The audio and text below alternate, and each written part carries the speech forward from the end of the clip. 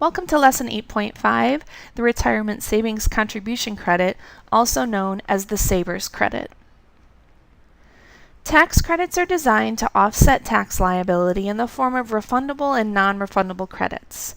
The Saver's Credit is a non-refundable credit, meaning it can only offset your tax liability and it won't create a refund for you.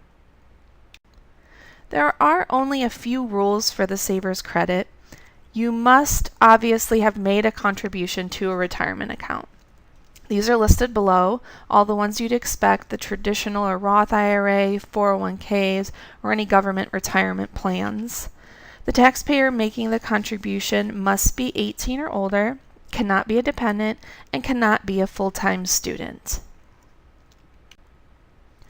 There is also some income restrictions associated with the Saver's Credit, and the credit amount is up to $2,000 or $4,000 if married filing joint. The incomes listed here are not very high, but keep in mind that TaxSlayer will do the work for you. So if we put all of their income in there, their W-2s, unemployment, then TaxSlayer will figure out their adjusted gross income for us and figure out the percent of the contribution that can be used toward the credit. So don't worry about memorizing this slide. The most typical type of contributions we're going to see at our tax sites are people making contributions directly out of their paychecks. So here's what the W-2 looks like in TaxSlayer, and we can see that box 12 has a code and amount in it, and box 13 has a box checked for a retirement plan.